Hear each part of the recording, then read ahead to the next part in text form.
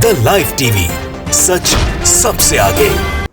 नमस्कार, the live TV देख रहे हैं आप। मैं हूं हर्षिता सिंह आपके साथ। जाप सुप्रीमो पप्पू यादव की गिरफ्तारी के बाद से जहां बिहार के लोगों में काफी गुस्सा है, आक्रोश है, लोग अब सड़कों पर उतर के सरकार के खिलाफ प्रदर्शन कर रहे हैं और पप्पू यादव की रिहाई की मांग, तो वहीं इन सबके बीच अब सामने आई है पप्पू यादव की पत्नी, जिन्होंने नीतीश कुमार और इस साजिश में शामिल लोगों को बीच चौराहे पर लाकर खड़ा कर देने की धमकी दी है। जी हाँ, बिल्कुल सही सुन रहे हैं आप। अब पप्पू यादव की गिरफ्तारी के बाद अब उनकी पत्नी रंजीत रंजन ने इस मामले में पूरी तरीके से मोर्चा संभाल लिया है और नीतीश सरकार के साथ साथ राजीव प्रताप रूडी, जिनका हाथ बताया जा रहा है पप्पू यादव की गिरफ्तारी में, इस पूरे मामले में जिसके पीछे नाम आ रहा है, इन सभी को खुली धमकी दे डाली है। रंजीत रंजन ने ट्वीट किया है और ट्वीट करके ये धमकी दी है। वो ट्वीट आप देखिए अपने स्क्रीन पर। पप्पू यादव की पत्नी रंजीत रंजन का ये ट्वीट है जिसमें उन्होंने ये लिखा है कि नीतीश जी, पप्पू जी कोरोना नेगेटिव है और अगर वो पॉजिटिव हुए तो आपको और इस साजिश में शामिल 4 लोगों को,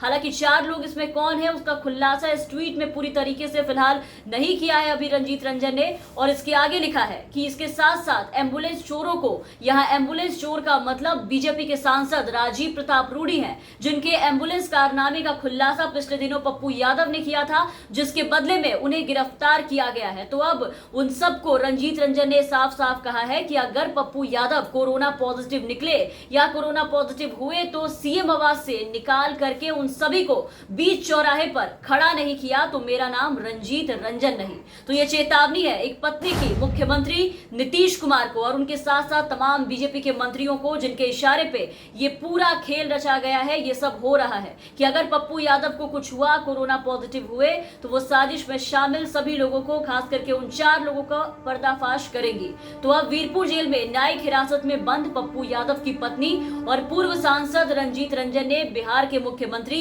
नीतीश कुमार के खिलाफ मोर्चा जो है वो खोल दिया है। मुख्यमंत्री नीतीश कुमार को बीच चौराहे पर खड़ा करने की धमकी दी है, वो भी खुलेआम। इसके अलावा भी कल दिन भर जो तमाशा किया गया पूरे बिहार में पप्पू यादव के साथ, उन्हें पटना से पहले मधेपुरा ले जाया गया और वहां से फिर उन्हें वीरपुर लाया गया ताकि वो लोगों की मदद ना करे। उसके बाद जो व्यवहार किया जा रहा है उनके साथ, उनको जेल में रख करके, उसको लेकर के भी रंजीत रंजन ने ट्वीट किया है और ये कहा है कि कल पूरे दिन रात जो आपके प्रशासन ने पटना से मधेपुरा और फिर वहां से वीरपुर तक पप्पू यादव जी के साथ जो किया, जो पूरा ये ड्रामा किया है, वो सब अच्छे से देख रहे हैं। उन्हें मेडिकल फैसिलिटीज अभी तक नहीं मिली है, तो इन सब का जवाब तो वो आने वाले वक्त में देंगी। लेकिन यहाँ आपको बता दें कि पप्पू यादव के गिरफ्तारी के बाद सरकार पर हमलावर सिर्फ उनकी पत्नी या फिर उनके बेटे या फिर विपक्ष के लोग नहीं, बल्कि पूरा बिहार है। कल पप्पू यादव की गिरफ्तारी के बाद से जो तस्वीरें निकलकर सामने आई, जिस तरीके से पुलिस उन्हें ले जा रही थी, उसने हर किसी को इमोशनल कर दिया। वो तमाम लोग आज बिहार के सरकार को कोस रहे हैं, सरकार को पूरी तरीके से गाली दे रहे हैं, जिनकी मदद पप्पू यादव ने तब किया जब कोई उनको देखने और सुनने वाला नहीं था।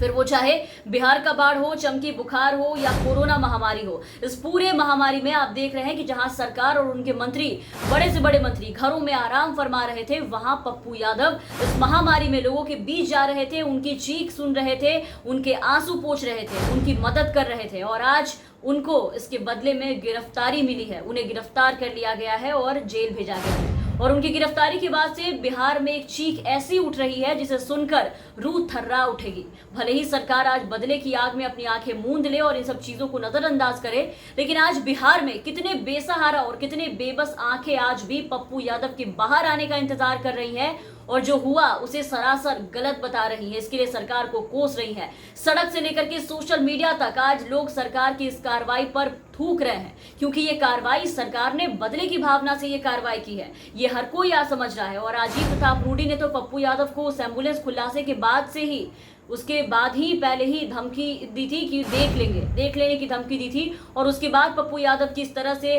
गिरफ्तारी हुई है और जेल ले जाकर के उनके साथ ऐसे जानवरों की तरह उन्हें रखना, ये सिस्टम की बौखलाहट दिखा रही है कि उस खुलासे से बीजेपी में कितनी बौखलाहट थी, कितने गुस्से में थे। लेकिन ये जो कुछ भी हुआ, जिस तरीके की कार्रवाई कार्रवाई हुई पप्पू यादव पे वो भी बता रहा है कि आज माहौल कितना तानाशाह हो चुका है हमारे देश में। मतलब देश में सरकार और उनके लोगों के खिलाफ बोलना अब अपराध हो चुका है। आप इनके खिलाफ आवाज नहीं उठा सकते, क्योंकि जो आवाज उठाएगा उसे ऐसी सजा दी जाएगी, उन्हें चुप कराने के लिए उठा के उन्हें सीधा जेल में डाल दिया जाएगा, उन्हें गिरफ्तार कर लिया जाएगा। आप सोचिए कि कितनी शर्मनाक बात है ये, कितना शर्मनाक रवैया है ये कि एक तरफ जहां सिस्टम दम तोड़ रहा है, अस्पतालों में ये लिखा होता है कि यहाँ बेड नहीं है, सुविधा नहीं है, लोग मर जाए लेकिन भर्ती नहीं ले सकते क्योंकि यहाँ पर ऑक्सीजन नहीं है, यहाँ आप लोगों को खाना नहीं दे सकते। अपनी नाकामियों पे काम करने के बजाय आप देखिए कि सिस्टम उन लोगों को गिरफ्तार कर रहा है जो लोगों की मदद को हमेशा आगे रहा है। आज लोगों का वही सबसे बड़ा मददगार आज गिरफ्तार हो चुका है और जेल के अंदर है, क्योंकि उन्होंने सिस्टम की लाचारी और उसकी कुव्यवस्था को पूरी तरीके से बेनकाब किया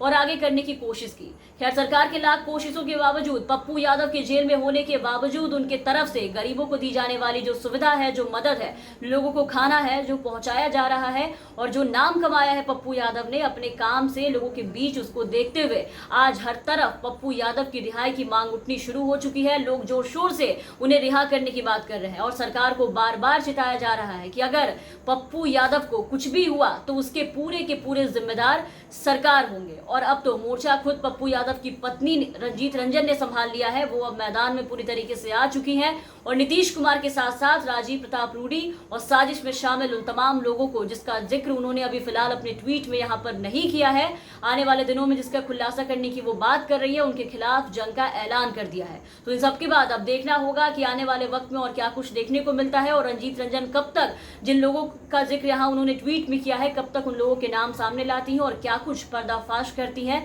और इसके आगे ये भी देखने वाली बात होगी कि इतनी कोशिशों के बावजूद पप्पू यादव को कब तक सरकार जेल में रखती है, उन्हें रिहा किया जाता है या फिर नहीं। तमाम अपडेट्स और तमाम खबरों के लिए आप बने रहे द लाइव टीवी के साथ। अगर आप हमारे ये वीडियो हमारे यूट्यूब पे देख रहे हैं तो हमारे चैनल को सब्सक्राइब करें, साथ ही बेल आइकन दबा दें ताकि हमारी हर अपडेट्स आप तक पहुंचती रहे। धन्यवाद। द लाइव टीवी, सच सबसे आगे।